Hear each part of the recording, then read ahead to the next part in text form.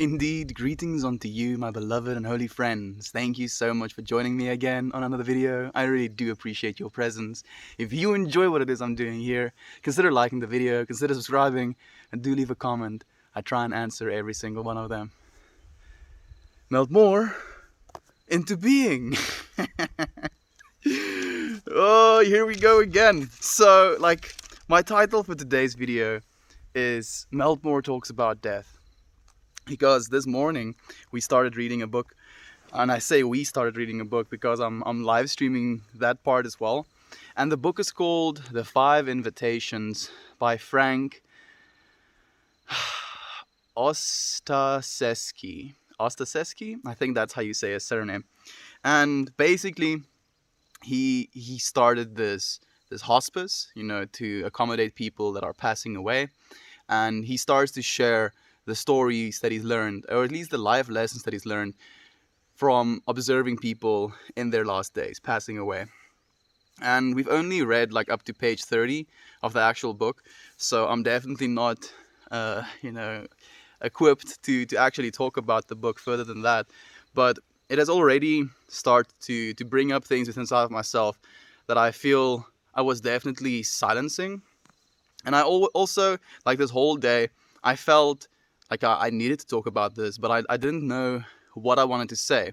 And in my pursuit of trying to figure out what it is I want to say about this topic, I kind of almost dismissed the fact that I wanted to do research and I wanted to, equip myself with more information. But I feel it's more important for me, especially now, to actually feel the things I want to say in this moment. To let it come from source instead of letting it come from sources, if that makes any sense. And yeah, because I feel death is definitely something that we avoid thinking about. I feel, me specifically, I'm definitely, oriented towards a positive mindset. And thinking about death is not necessarily always a positive mindset, And it's definitely something that came up in my awareness. It's not something that I'm afraid of anymore, fortunately. I went through, let me say that rather, a very difficult time in my life where death was not only something that I was aware of, but something that I wished upon myself. And I feel because of that time in my life, I definitely did gain a lot of information when it comes to how I perceived death, how I felt about death, what death was to me. And I've talked about death before on the streams as well, and one of the things that I said before is the fact that I believe death is just the ending of a single moment. Had a few minutes to join, yay, love you all, my Melt fam. Thank you, Justin, we love you as well, my friend. Thank you for being here, if even for a few minutes, as you say.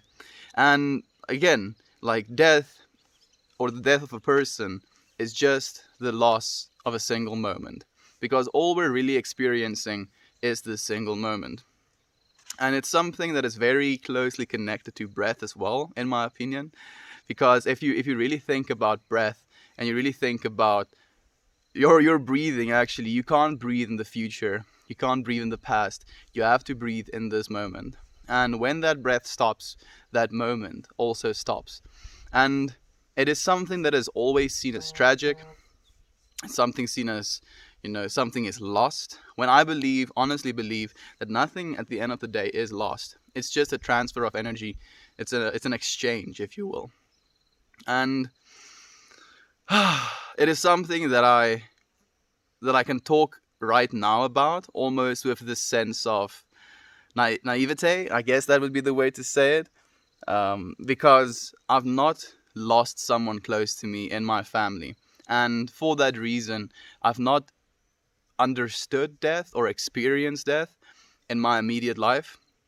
And I feel like that is definitely something that is keeping me ignorant about all of the feelings that I am going to feel towards death, or the death of a loved one. And with the way that things are going now, that eventually something like that will happen, because that's the inevitability of life. People die.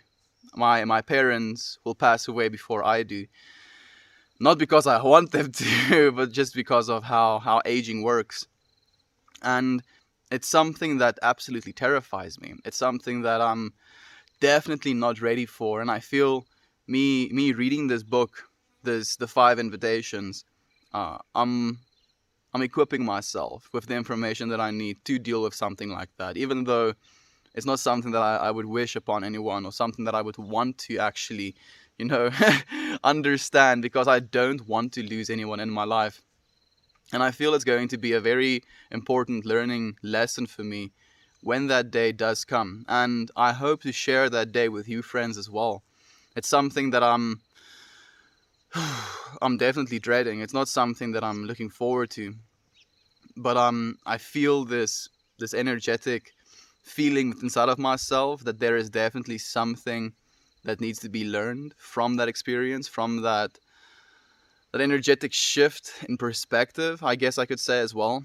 And I don't think I'm ready, my friends. I definitely don't think I'm ready. And that's basically what came up in my mind while I was reading this book, of him explaining what death is to him, and how he's been perceiving death, and how he's seen death in his life.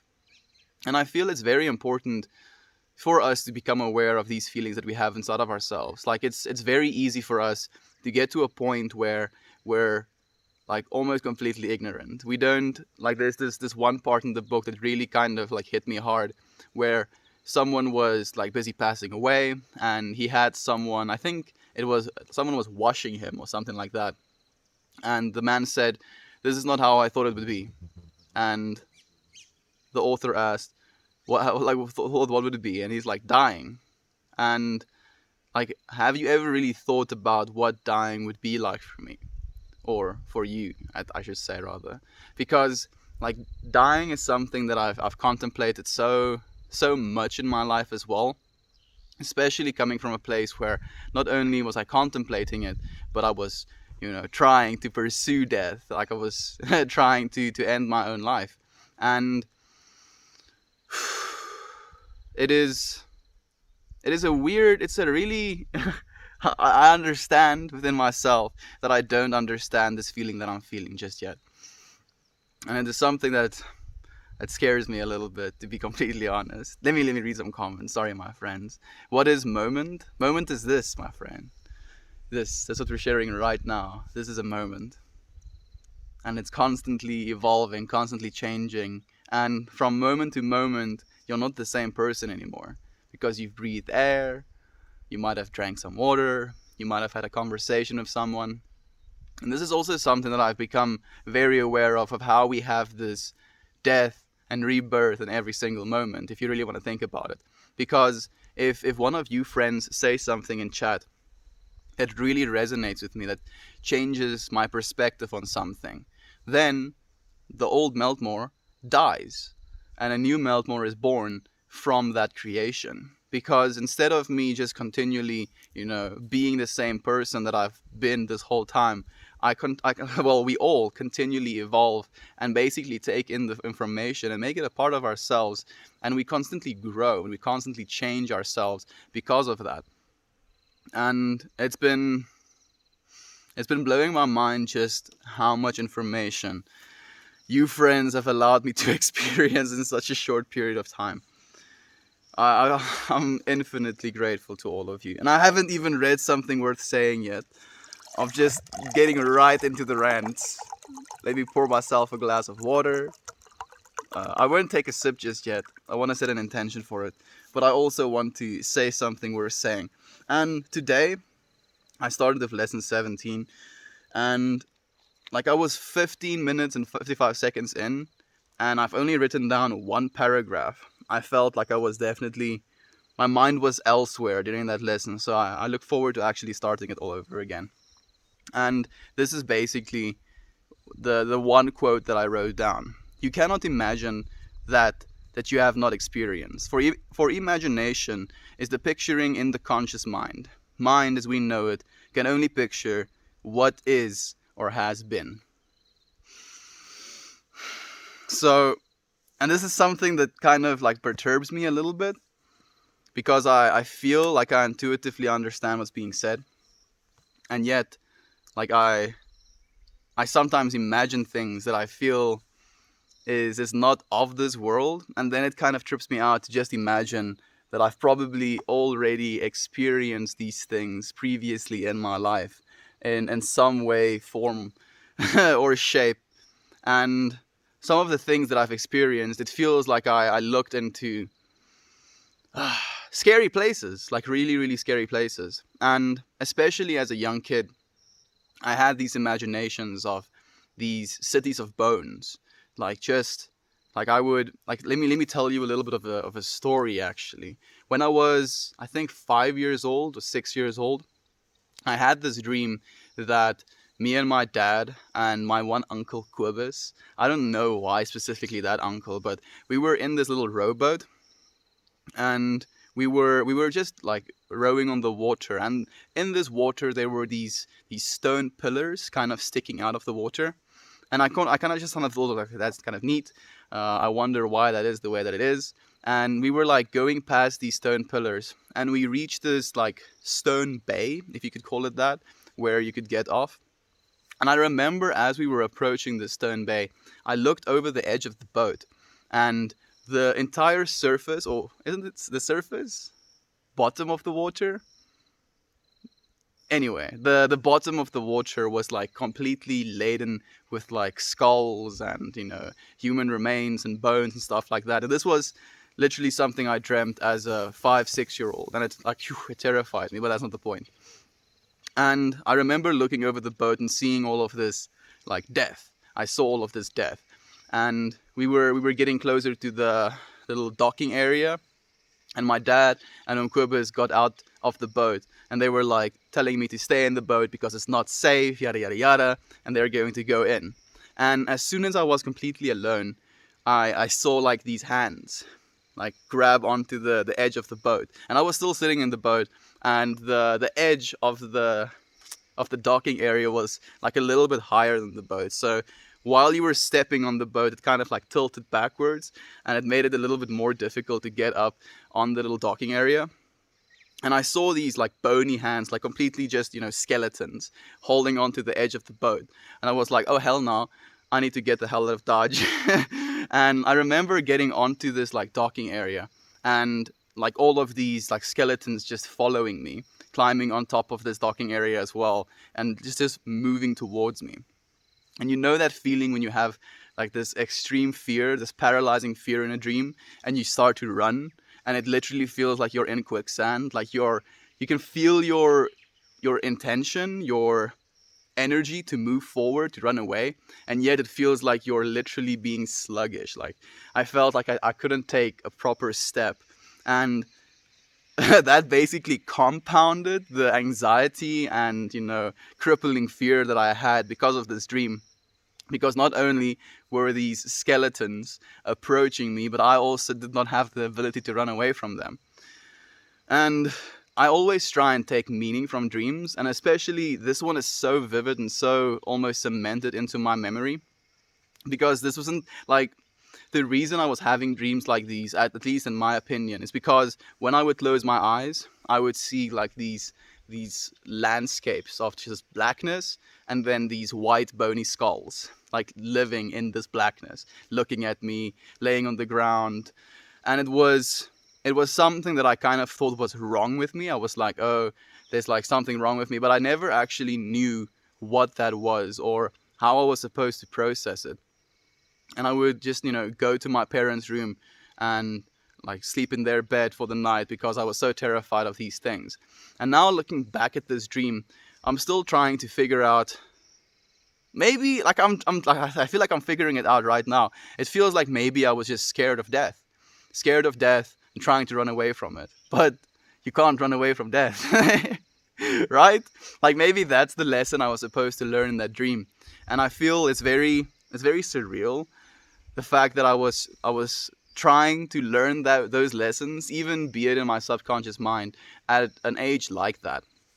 And there's a lot of things that happened in my life, especially as a young child, that I feel kind of forced me to go through stages in my life that I wasn't necessarily ready for, but obviously I guess I was. But it was, and it has been so surreal. And then sometimes in my meditations, I feel like I rediscover those aspects of my childhood self where I see these, you know, scapes of death, basically. And where I was always terrified of those scapes of death as a very young child, these days when I encounter those realms, I guess I can call it, I just try and be the embodiment of love. And I tell myself that this is also me. At the end of the day, this is what awaits me. And it's not something that is supposed to be scary. It is just an energetic shift of attention. And it still confuses me, friends. I feel like there is so much to be learned. And I'm really looking forward to actually reading the rest of this book. So I don't know exactly when we're going to start doing that. Maybe standing up even earlier. Do I want to do that? I'm not sure if I want to stand up at 4 a.m. But I guess I wouldn't be opposed to it. What do you think, friends? Because this morning I basically read the book instead of dancing.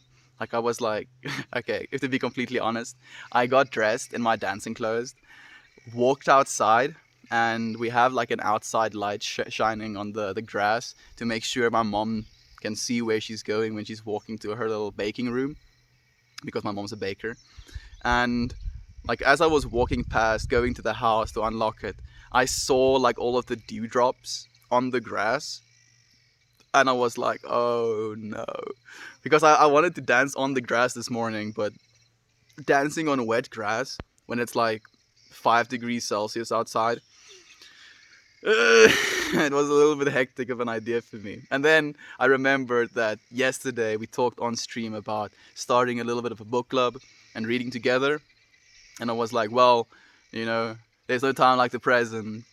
If you don't want to dance, then you're going to read. So we started reading, and I really look forward to reading the rest of those pages, the rest of the book, I should just say, actually. And I want you friends to tell me when would be an ideal time. Because the problem is as well, there's this big dead zone in my day where I'm not, well, I could stream, but I would stream to European and Australian audiences. I don't know why I'm thinking too much about this, because like basically my morning streams is at the end of your days, and then it's like your nighttime during my midday, and then these streams are your mornings. So maybe it would be, oh, I'm thinking too much about this. Let me know what you think, friends. Let me actually read your comments. I'm so sorry. I'm so distracted this morning. And before I take a sip, let me read some comments. Hello there. I'm here for my daily dose of serotonin. Let me grate you some serotonin off of the milk bar. Please take some. Please take some, Jovan. It's always nice to have you here. Out of all of your curves, your smile is my favorite. Thank you, my friend. That is very wholesome. I appreciate you saying that. You put a smile on my face, so you have some more of that. Maybe you will pass earlier. Maybe I will, friend. Like that is actually something that I've thought for a very long time in my life as well. I always thought that I'm going to die young. Hopefully we don't, friends. Hopefully we don't. I feel it would be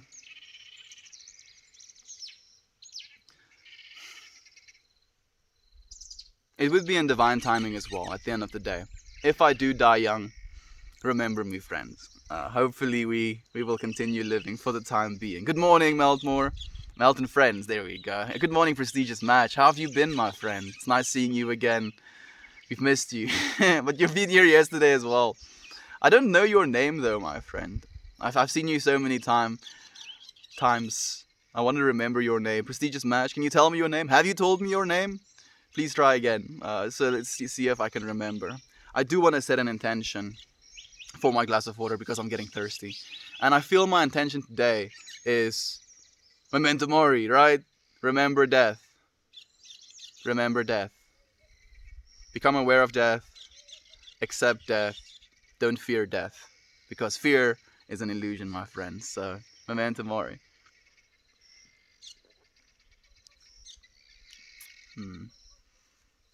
Interesting. What is death to you?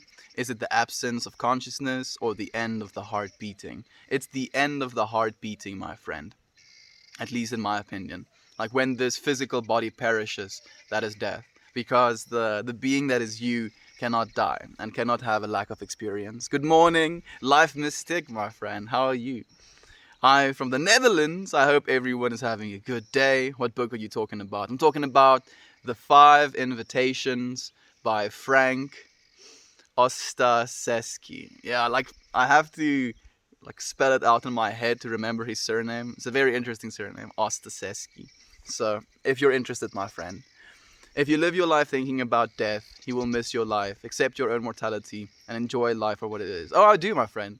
I absolutely do. That's basically the only thing I'm doing.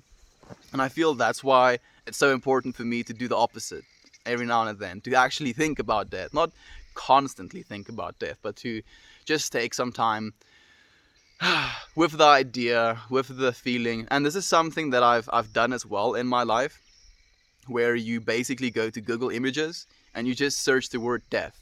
And you're going to see a lot of death as a result of that. And coming to terms with dead things, with dead human beings, seeing skulls, seeing decay, it is definitely something that can perturb your soul if you're not ready to accept that fate for yourself. Because it is inevitable.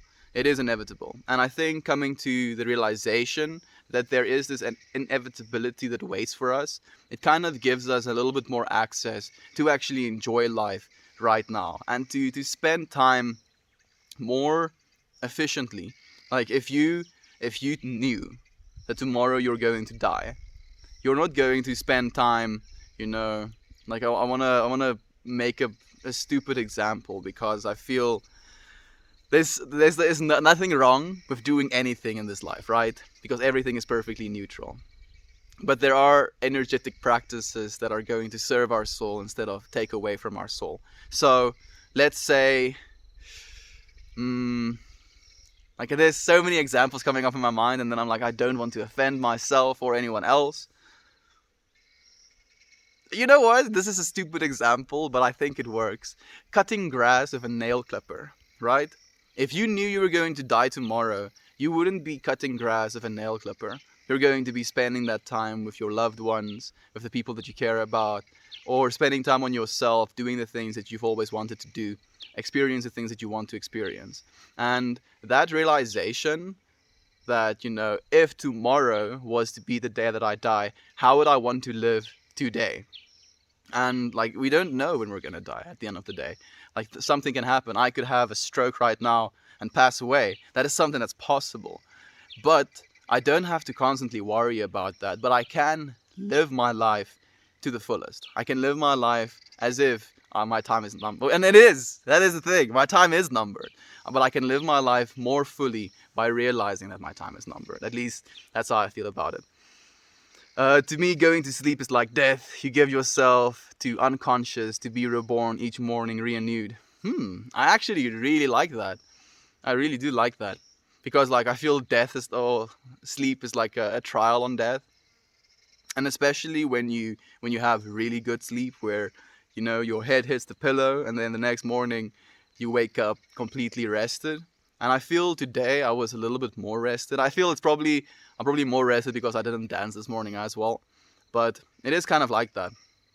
We give ourselves a chance, you know, to recuperate, to join the unconscious mind, and then rejoin the well. Okay, so riddle me this. How do you feel about this concept? We are conscious minds right now, right? But we are residing in the unconscious mind of God. Then, when we go to sleep, we basically go into the unconscious mind of ourselves. You know, loops. And then, in dream states, you create these entire worlds, right? Like, this is actually a dream I had recently, where there was this, I don't know if they were friends or foes, but there were these people living in this house, and they had this big field in front of their house. And this friend kind of invited me over, and he told me that he wanted to give me sacred geometry cards. And I was like, you know what? I'm not going to say no because I would like more of them. And yeah, that was basically the gist of my thinking. And I went to his house, and he gave me this deck of cards. And I remember very distinctly going through the deck of cards, and each one of them being different to the deck of cards I already have. And I was in awe and in amazement of how beautiful these cards were. And then I went outside, and there were these plants that had these small little, like, white bean looking things. And you would pick them, throw them on the ground, and they would blow up into this almost humanoid form. It had like a head shape, it had like these small stumpy arms and these small stumpy legs.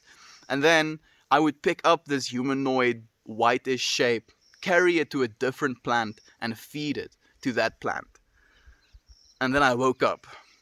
And it was such a surreal experience because I felt so aware and so present in those moments, especially of the cards. Like how my brain had the capacity to literally generate cards, things that don't exist, and yet it completely existed in my mind in that dream state. So we have this capacity to literally create entire worlds in our minds, in our subconscious mind. And I feel in the same way God creates our entire world in his subconscious mind. You understand what I'm trying to articulate here? I hope so. I hope I don't just sound like a crackhead. Love you all. Lurking for truth. Is that you, Aaron? Did you change your name? I'm kind of curious. I'm the same. Oh, yes, you are. You just said it. I'm the same lurking as before. I've lost 3 people in my family, and it's been hard each time. Different each time. Grief takes us by surprise. There are no rules for how the experience will be for you. You're very right. You're very, very right, Aaron. And like that makes me think as well about something that was said yesterday, where someone asked me, how am I streaming every single day? Or it was the day before yesterday. Like, how am I doing it? How am I streaming every single day? And I feel like when on the days that it's difficult to stream every single day, I feel it's even more important for me to stream that day, because I feel it's very important for me to show the aspects of, grief, or the aspects of suffering, the aspects of sadness, the aspects of self-doubt. And I feel it's very necessary for me to understand my humanness and to experience humanness with all of you friends, because we do have these feelings inside of ourselves, right? We we experience these things, and it is definitely a part of our awarenesses. And it's not healthy to suppress them to the point where you ignore them, because once you ignore things, I feel like you get stuck in them, because you're basically noticing this problem or this sensation inside of yourself, and then you're deliberately choosing to ignore or to shunt it, to regard it as something that's not important in your field of consciousness. And yeah, I feel like you're getting stuck in that loop then it's very difficult for you to escape it. But when you completely and fully become aware and you experience these feelings, I feel it's a lot easier, at least for me, to move past feelings of inadequacy, feelings of doubt, feelings of sadness, feelings of depression, when I allow myself to actually feel those things instead of shying away from them. End? No, the journey doesn't end here. Death is just another path, one that we all must take. The gray rain curtain of the world rolls back, and all turns to silver glass, and then you see it, Gandalf. There we go. That's beautiful, my friend. And I do agree. I don't think death is the end at all, actually. I feel death is only going to be, I think the biggest learning lesson in this life. Like if we're here to learn things, I think death is going to be the final lesson. Reddit's cult leader. No. You can join the YouTube channel, my friend. You can go and subscribe if you want to join. In a good way. Oh, thank you, my friend. Now it makes it a lot better. Where are you? I'm in South Africa, my friend. Is this like Crocodile Dundee? I don't think so. There ain't no crocodiles. We do have cats and dogs, and some cattle, and bugs, but no crocodiles. I believe death is exactly like the feeling you had before you were born. Nothing, and that's scary, especially thinking about kids. What's your perspective? So, honestly, for a very long time, especially during my extreme devout atheist days, I was like, death is, and I said the exact same thing. Death is going to be exactly like before you were born. it's this lack of experience, right? You don't have this memory, this sensation of what it's like to not be born. And you're not going to have this sensation, this feeling of what it's going to be to not be alive. That's what I used to believe. What I believe now is that the energy. So it's difficult to really articulate these type of concepts, at least for myself. So if you want to think about us as pure spirit, right, and this three-dimensional plane as a vibrational frequency that pure spirit can experience, I believe that when we incarnate as a human being in this three-dimensional world, we're basically, as divine beings, lowering our vibrational frequency so that we may tune in to this reality, and so that we may almost understand what this reality is like. But the caveat with that is the fact that we're literally going from I wish I could just draw something in thin air. We're going from a very high vibrational frequency to a very low vibrational frequency, right?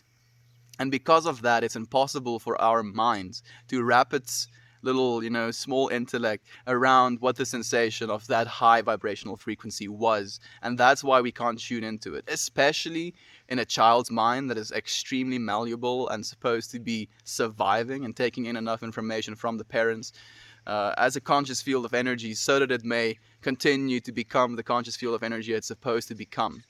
And I feel almost in that process, we kind of forget ourselves and we forget where we came from. And yeah, we're going to have to re-remember when we pass away as well. And it definitely is intimidating. Melt, you made me think of the time you saw that dark shadow. Where did the other man go? Gave me chills in a good way. Yeah, my friend. Man, these things do happen. And like I feel like that is something that kind of it confuses me a little bit. Like the sense of the supernatural, right? And I don't know if I particularly believe in ghosts. Like if someone were to ask me, Meltmore, do you believe in ghosts? I would have a hard time saying a firm yes. Yes, I do. 100%. Even though I've had these experiences in my own life. And for that reason, I guess I should have a little bit more authority in saying, yes, I believe in ghosts. But it's difficult for me to understand the energetic feeling, energy, energetic expression, I guess would be the right word, of what a ghost would be. Because I feel it probably is, if it is, the fact that a human soul didn't have, the willingness to pass on to the next life. And for that reason, even though the body perished, the soul is stuck on this plane of existence. And a soul is not a three-dimensional thing. So I think it's torture. I believe it's torture. Ghosts. What do you feel, friends? What do you think about ghosts?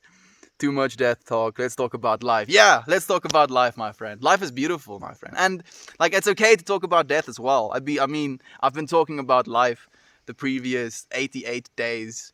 I think it's okay to like just, slip in a little day of death. Thank you for the hug since 93. I appreciate it, my friend. And thank you for the wholesome. Hey! Matthias, are you still here, my friend? We haven't seen you in forever, dude. It's been so long. Welcome, and thank you for being here, my friend. Hello, my friends. Aloha, my friends. Hope you're well, my friend Melt. Could you please send good thoughts and prayers to my friend Lisa's husband, who's in the hospital and not doing well? She's a very dear friend of mine, almost like a sister. I wish you told me Lisa's husband's name, because I would have wanted to imagine his name. But yeah, absolutely. Let's all send some positive energy his way. So let's imagine this man laying in a hospital bed. Imagine him in a lot of pain. Imagine his face contorted. Imagine his body aching and almost contracting. And now I want you to see like a smile almost like flooding over his face. Like he just won, a lifetime trip to to the best resort ever. Whatever you want to, like, imagine in your mind the happiest thing that could happen to you. and see this like smile flooding over his face, see his body going from a contracted, in pain position to a complete position of relaxation and calm. Sending good thoughts, Brenda, sending good thoughts. There is a small square strip patch of fabric in the middle of his shirt that stays still while the rest of him move, and it's wigging me, it's weirding me out. Really? Is there a That's really interesting, my friend. That kind of makes me think. What's up? It's going good, Matthias. It's going really good. How's it with you, my friend? It's been forever since you were here. How about after you dance? Like the problem is, Aaron, like I would like to do it directly after I'm dancing, but I already feel bad that I'm keeping people awake with my dancing stream because I'm trying to be consciously aware of people.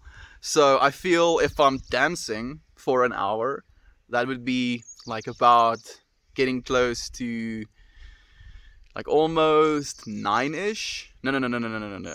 Completely off. Almost 12ish at night for American audiences, at least some of you. And then if I read for another hour, some of you, if you wanted to tune in, would only get to bed at 1 a.m. And I want you to sleep effectively and properly. So that's not something I want to do either. I've been thinking about it a lot and I'm not sure how to do it. We need death to be grateful for life. I think people are scared of the nothingness after death, like you will be in darkness forever, but I think you're reborn. I think so as well, Ryan. I think that darkness is something that definitely scares people, and I think you're very right because that's what people are scared of. Like they're not actually scared of the concept of death; they're scared of what's going to happen in death. And as you said, like death has to be there for life to thrive. Like if there wasn't death, and if there wasn't this, what's the word that the guy in the book used today? This, continuation of things dying and then new things taking its place. And this is a beautiful, actually, quote from that book where they take children into the woods and they tell them to find dead things, like find leaves, find, bones, find stuff like that, and then bring it to a tarp. And then they identify these things and they talk about them. And it's never something that I've thought about, teaching kids, but it really brought a lot of insight to myself.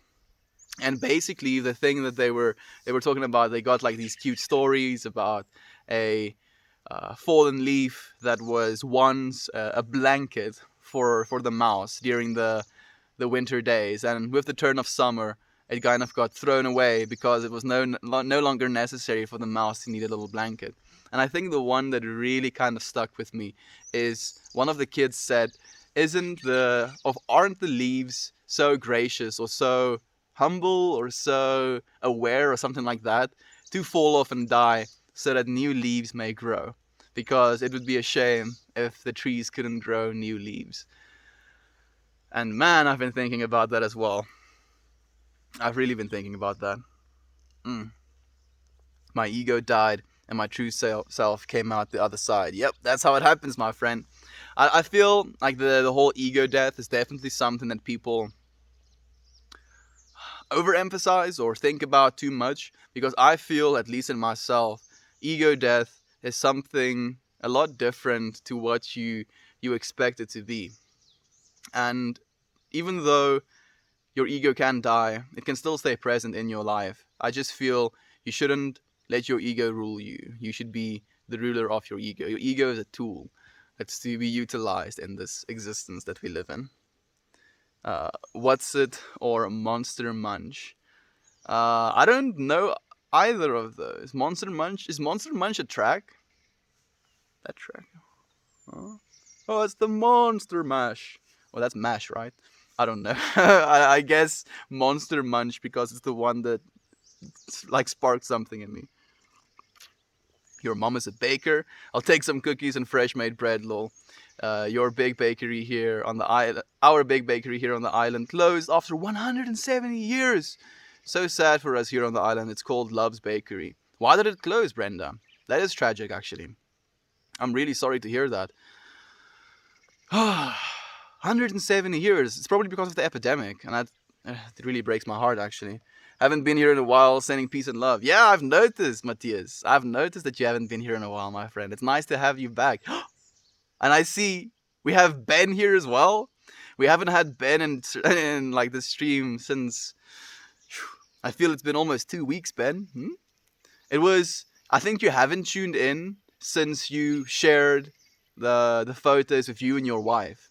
I think that was the last time I saw you in chats. So it's nice to see you as well, Ben. Hi, Melt. Love checking in with your energy and reflecting on insightful things. I have a question for you. Do you deal with unhealthy distractions, for example, gaming? Yeah, I do, my friend. Not so much gaming anymore, but I like my vice definitely is YouTube.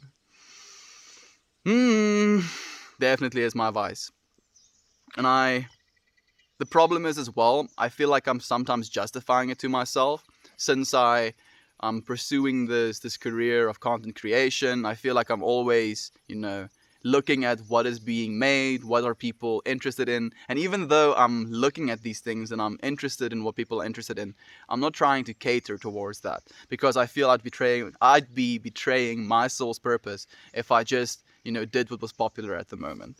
So yeah, I do, my friend. I do deal with distractions, and it's difficult, Sleepy. It is difficult. Did you stop smoking? Yeah, I did. I stopped smoking on stream, at least, my friend. If you die tomorrow, would you be proud of the person you were today? Absolutely. I can actually say that. Thank you, Abby. I would be proud, and I would hope that you friends are proud of me as well. That I've at least tried to live a life worth living. And I think if I passed away tomorrow, I would have lived the life that I was supposed to live. And I'm happy with that. Who inspires your fashion? No one in particular, my friend. I kind of just went with my mom to the shops and we were looking at shirts and I was like, I like this one, don't like that one, like this one, don't like that one. And I guess that's how much inspiration there was, my friend. Are you gonna melt the house down? No, Electrostorm. No, my friend.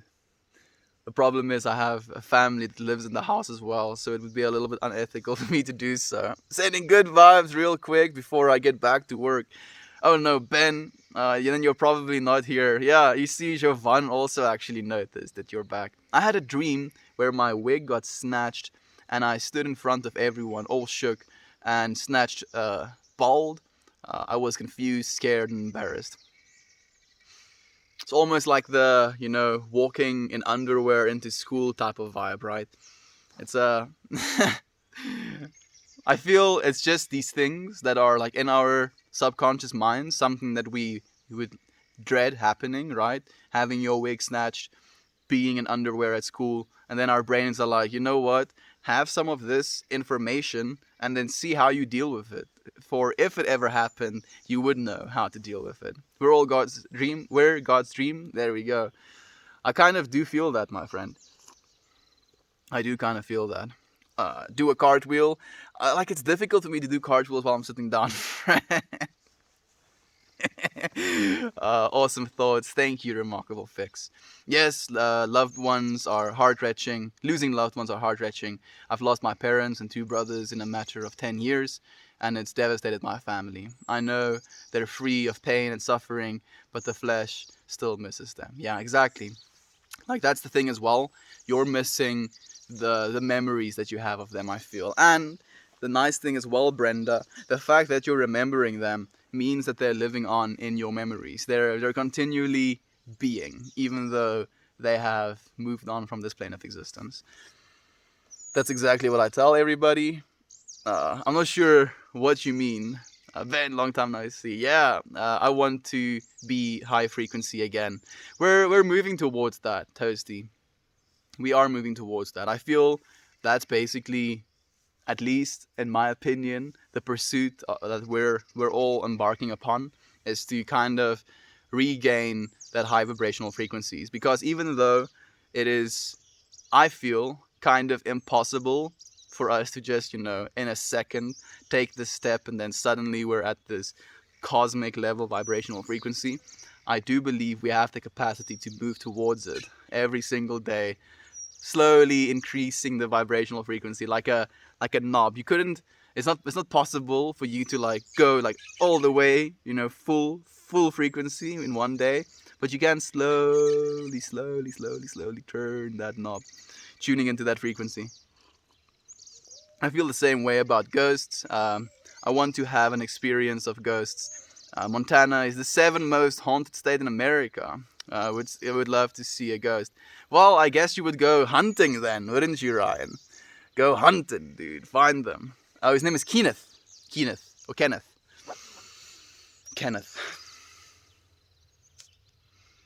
I'm just seeing a smile on his face. I hope that he gets better soon. He had kidney failure. That's terrible. Yeah. We're sending him good energy, Brenda. We are. Hey, I have time to stay and stream. I don't have time to stay and stream, but no, you all great people, and every single one of you deserve all the love in the world has to offer. Thank you. I keep having a hard time reading your name. Redaddy? I think it's Redaddy. Thank you, my friend. You're probably already not here anymore, but we love you. Still here, making eggs of spinach, listening to you. That sounds absolutely divine. My mom is home. My grandma had her ears checked in Pretoria today. So that's why she's here at the moment. So I'm looking forward to talking about her ears with her. Like she has this thing where if something like makes noise in the background, or like something is being said somewhere far away, then she'll be able to like pinpoint exactly what it is you're saying. But if you're having a conversation with her, then she'll just like space out and not be listening to you. I don't know if it's an awareness thing or an actual ear thing. So I look forward to actually finding out. That makes sense about the dancing. Maybe it's better seen on YouTube for us in America then. Can you post that to YouTube? I can post it to YouTube, but the problem is, unfortunately, Aaron, that I'm reading on my phone that I usually take footage for YouTube with, and I'm streaming on the phone that I'm streaming on right now. I did make a new channel today, Meltmore Moments, that I want to actually upload like small snippets of these streams onto, instead of, having the whole hour and a half, basically, just for it to be a little bit more accessible, I guess. I know, my friends, it's difficult sometimes to watch an entire hour and a half of me just rambling away, but I do appreciate it when you do, my friends. Thank you. I'm forever grateful. Thank you so much. What book? The book is called, The 5 Invitations. Thank you, Aaron. Thank you. Yeah, Aaron is the one that suggested the book, actually, so I'm thankful to you, my friend. I also haven't been here nearly as often as I'd like to be, but excited to be here all the same. Thank you, Tactful Chemist. You are so appreciated, my friend. Thank you for being here right now. That is what's most important. Thank you for the wholesome award as well, friendly ad. I've been well, though, had some personal problems recently. It do be like that, huh, Matthias? Man, personal problems. I feel like the biggest thing with problems in our lives as well is our tendency to contract away from the people that we know love us, because we feel like we don't want to almost, perturb their souls with the things that we're going through. But know, Matthias, that you are always welcome. And if you want to share the things, your personal problems that you've been going through with us, we would be more than willing to listen and share in that feeling with you. COVID closed it. I thought as much, Brenda. Were you considering a career in professional wrestling? Actually, not necessarily professional wrestling, but I used to be a wrestler. So, who knows? In the infinite, possibilities of our universe, there is a Meltmore that is really into wrestling. Maybe he went to the WWE to smack down some fools. I just really like imagining, what outfit would I wear if I was going to the WWE? Would I wear a face mask? I don't know if long hair is a great idea if you're in WWE. Can you pull hair in WWE? I'm thinking about this too much. But I don't know. I've never actually genuinely considered being a professional wrestler, but I just considered it now, my friend, and I don't think it works. Hey, Serenity. Good to catch your stream today. It's nice of you to catch it, my friend. We had some chats about death earlier in the stream. I feel really good about it as well. I think it's definitely something that I had to confront within myself, even though I feel I was talking in circles a little bit. I guess it is a circle, right? Life and death. Yeah, literally a circle. Mm. Melt, you're so amazing, and you have inspired me to be and stay on the path of becoming my best loving self. I'm so proud of you, Melt. Every day you inspire me as well as many others. Thank you, Ryan. You inspire me as well, friend. And I was actually thinking about you today. One of our friends, his username is Worthless, even though I don't like that username. His real name is Rio. Me and him had a chat this morning, like a Discord call, and man, I feel like I don't have enough time in the day. Oh, I would like to. I would like to, the point I'm trying to make, Ryan, is that I want to have another phone call with you as well, again, my friend. So when the time comes, that's pretty funny. You made me laugh so hard. I spit out my coffee. What did Borg say? What did Borg say? I missed it. What did Borg say? Did you delete your comment, Borg? I don't know. I can't see it, my friend. Like, I'm scrolling up again. How long ago was it? I don't see your comment, Borg. I do not see your comment. I just want to say, my friend, thank you for being you and sharing your thoughts and heart with all of us. You're an amazing person. Thank you, Renda. You are exactly capable of everything that I'm capable of as well, my friend. Like, we are amazing people. And I'm so, so grateful to have so many amazing people in my life to share this experience with me, to share their thoughts with me as well. Because at the end of the day, that's exactly what we're supposed to be doing. We are communication devices, my friends. At least our bodies are communication devices. And God creates things that communicate. Like, it was very profound information for me to learn that trees communicate with each other through mycelial networks. So fungi, literally under the ground, connect root systems to other root systems through mycelium. And it blew my mind. It was like, what? Trees talk to each other? They let each other know when, there's danger in the air, let each other know when there's pests coming, let each other know when there's sickness in the forest. And it like kind of blew my mind. Because where does it stop? If trees communicate with each other, who's to say that the grass I'm sitting on right now isn't communicating with each other? Talking about, look at this fat ass sitting on us, cutting us off from the sun. Who knows? Like, I love thinking about stuff like that. And I think if you look at the way our universe looks as well, like the distribution of dark matter versus matter, it literally kind of has this pattern of brain cells. So our entire universe could be a conscious being, my friends. Oh my goodness. Yeah, it's a trippy thought. Will you be doing a wake up tutorial on YouTube? Yeah, let me do it right now, my friend, because this is being uploaded to YouTube. So, if you want to wake up in the morning, you sleep, and then when your alarm goes off, you wake up. I'm sorry, friend. I feel it would be a very short video because, like, maybe it's the sarcastic nature in me. But yeah, waking up is just waking up, I guess. At least to me. It is nice, snoozing, but it. I don't know what to say. I don't mean to be mean either. Electrostorm. But I basically just wake up, my friend. Well, okay. I can actually give a little bit of a tip, a tutorial, if you will, for what I do when I wake up. As soon as I wake up, like the first thing that I try to do is like, do this. I'm like, yeah. And basically, the reason I do that, it's a power pose. So when human beings win something, we instinctively raise our hands above our head and we're like, yeah. Even blind people that have never seen another human being celebrate in their lives raise their hands in the air when they win something. So if you look at blind athletes in the Olympics, for example, So think about that, my friends. Even blind people who have never seen another human being in their entire lives instinctively understand what their body wants to do when they win something. So because of this information, I tell myself and I celebrate like I won something every single morning that I wake up.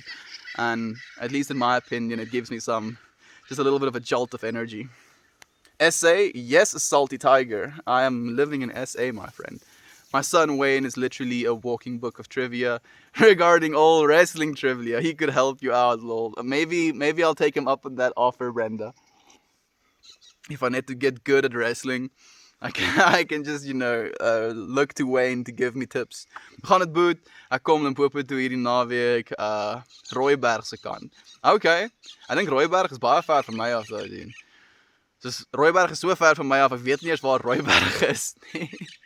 Maybe not talk about it on stream, but on Discord probably. That's completely okay. Thank you, Matthias. I completely respect you. You don't have to share anything that you're not comfortable with sharing either, my friend. I just want you to know that you have a place to share if you want to. Yes, you are right. I am amazingly awesome. Just saying. Yeah, you are, Brenda. You are amazingly awesome. Absolutely. Claim it. Take it for yourself and, put it in your sleeping pillow and sleep with it tonight as well. Hello, so happy to have you share moments of my day. Hey, Gooey Sunshine. I'm always happy to have you share moments with me as well, my friend. Thank you for being here with us. The time will come, Mel. I was thinking about how we need to have another phone chat. I want you to know there's no pressure. Thank you, Ryan. I know there's no pressure. I don't feel pressured, but I do think about you, my friend. I think about every single one of you. Like, honestly, every single one of you. And it's sometimes a little bit taxing.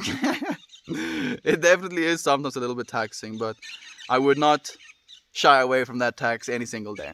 I'm 100% incurring it. I'm like, yes, give me all of the taxes, please.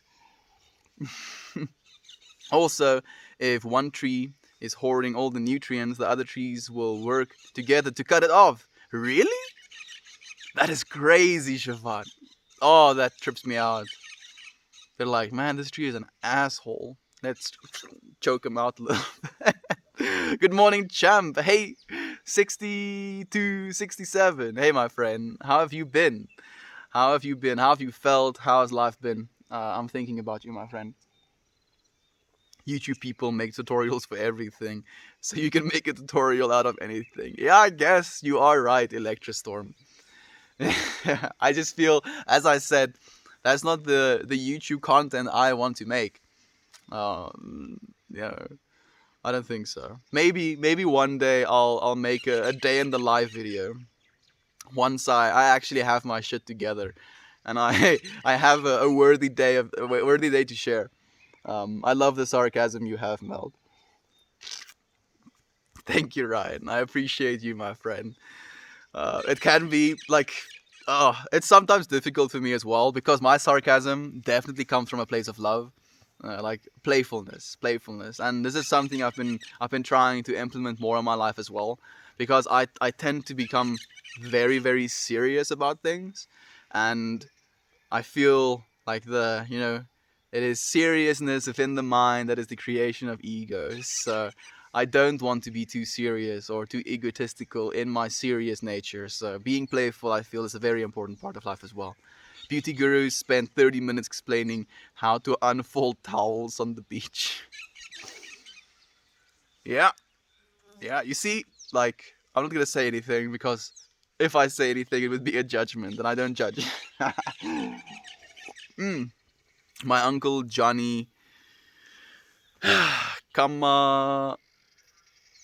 Kame Aloha Almeida. Yo, that's a difficult one for me. Was a blind local musician and always told us that his blindness is a blessing. He's seeing with his heart and not his eyes. I agree as well, actually.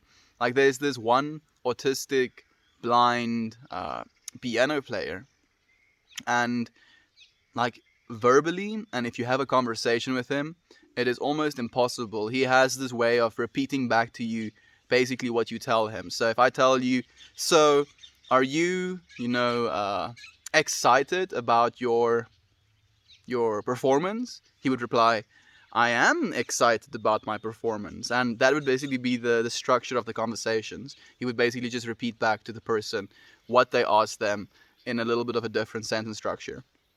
So on a verbal, intellectual level, it's impossible to have a conversation with him.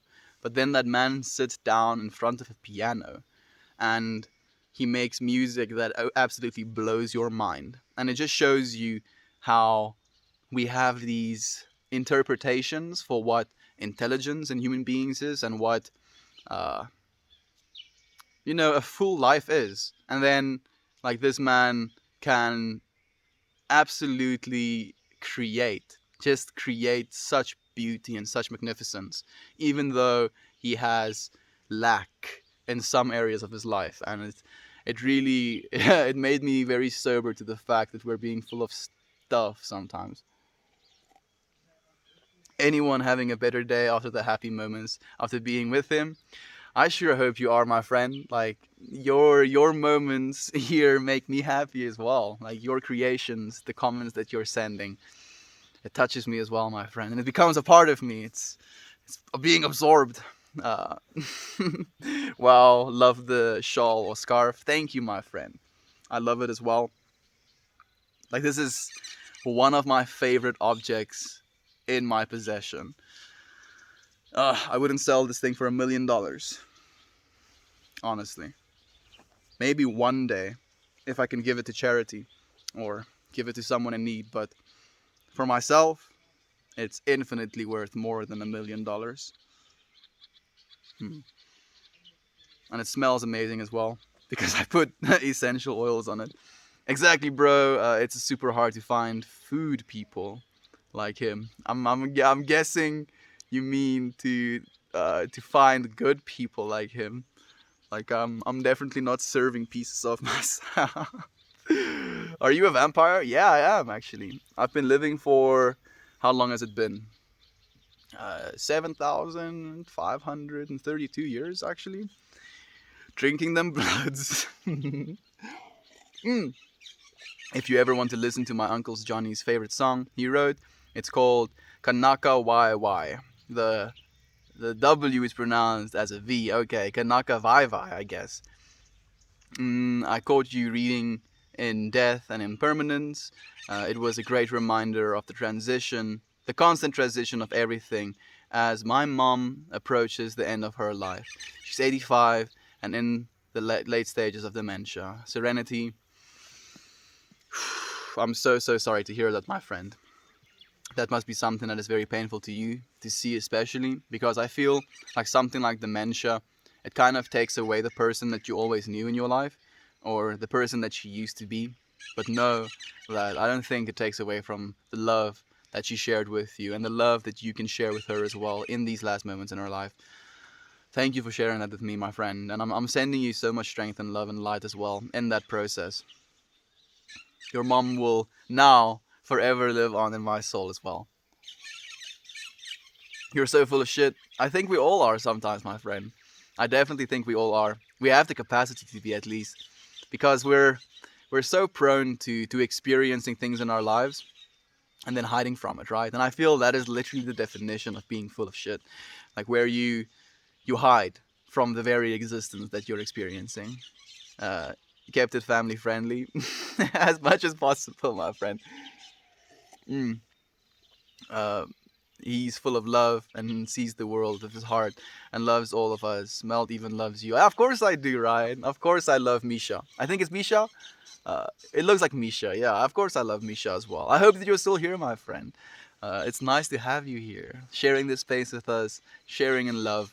And I feel this is definitely something that I need in my life. And it makes me so happy to be able to share this feeling that we have together where we are in this moment and with all of you friends. Like, I feel when souls come together,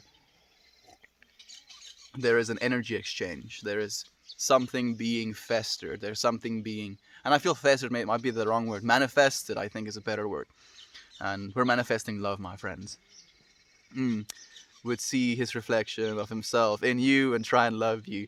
And you put out hate.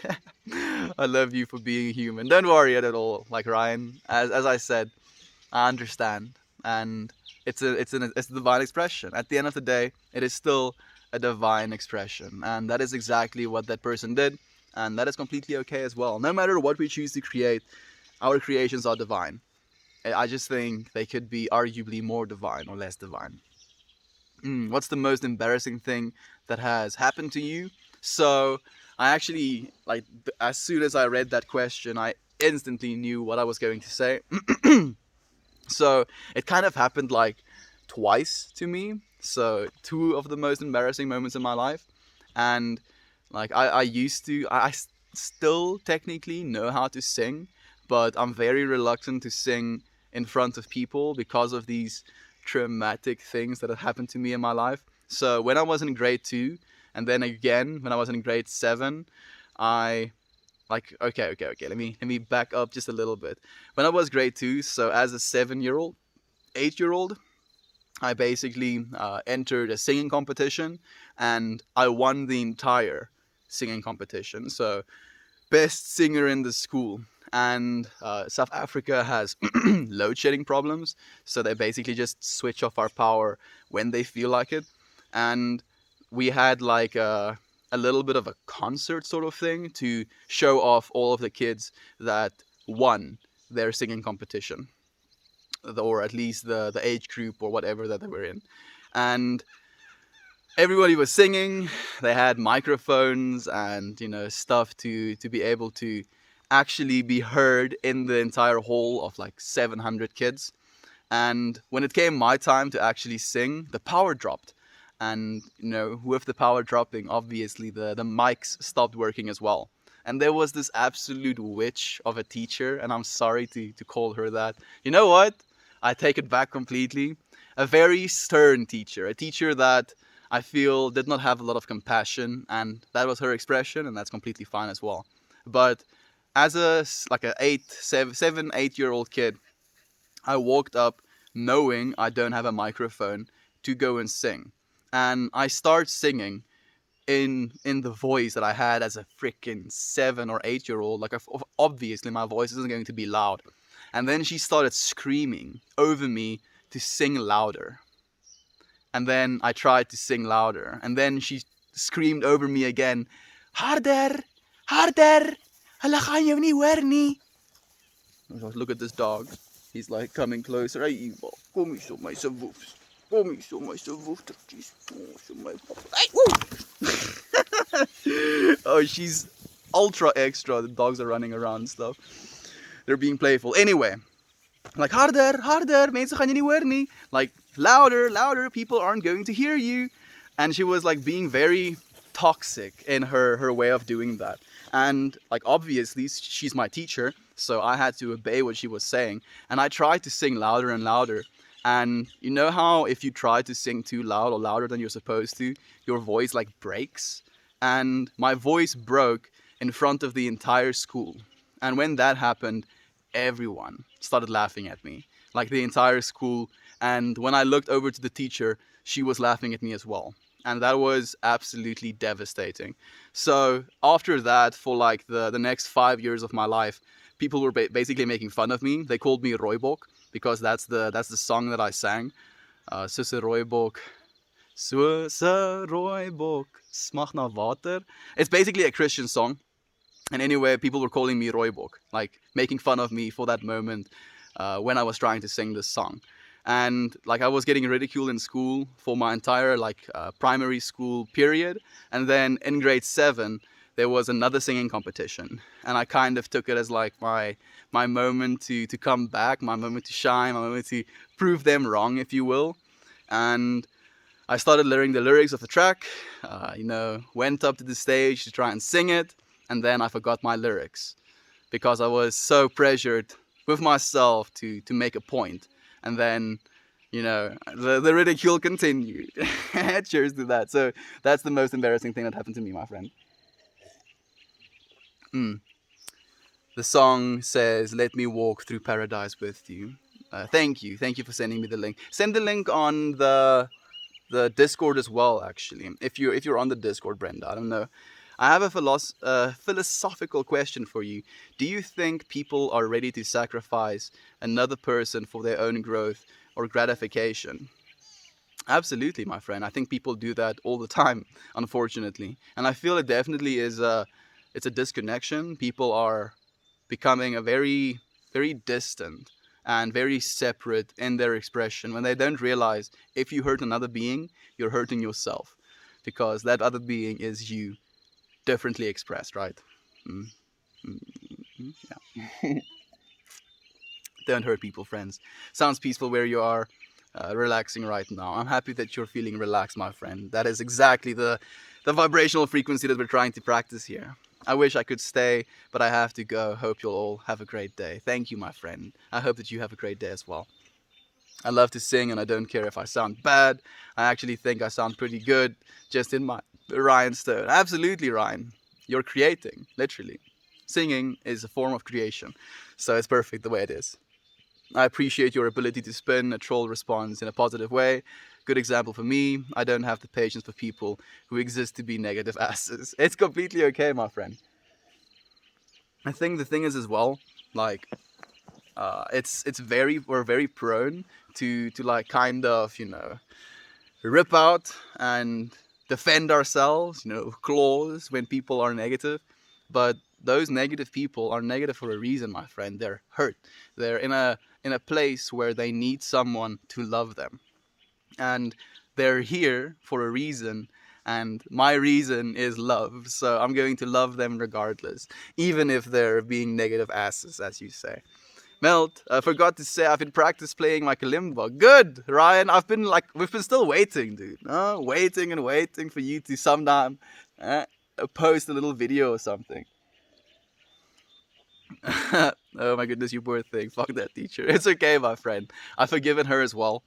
Like it definitely was something that was, a very big part of my growth process as well. If I wasn't, made fun of my entire like primary school years, I don't think I would have been the person that I am today. Because during those times of my life, because people were making fun of me, I kind of contracted, and I spent a lot of time reading and like, yeah. So because I had no friends, I resorted to reading during my school breaks and any time that we were supposed to be social, and then people stopped calling me Roybok, and they started calling me Opa, which means grandpa, because I enjoyed reading.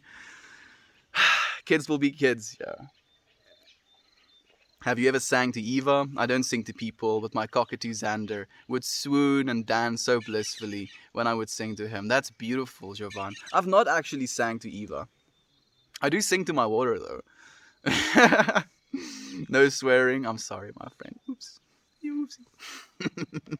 Hey, bro. Glad I could catch you live again. Hope you're well. Hey, my friend. Yo, it's been a very long time since I've seen you here, my friend. How have you been? I hope that life has been good to you. Mm. So, I knew that this might happen, but the sun is now setting past the tree's shade that I was sitting under.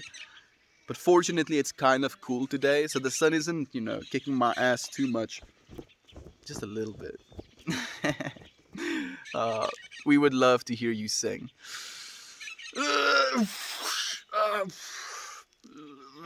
Maybe, maybe someday. I do want to make music as well, my friends, but fuck. Too many things I want to do.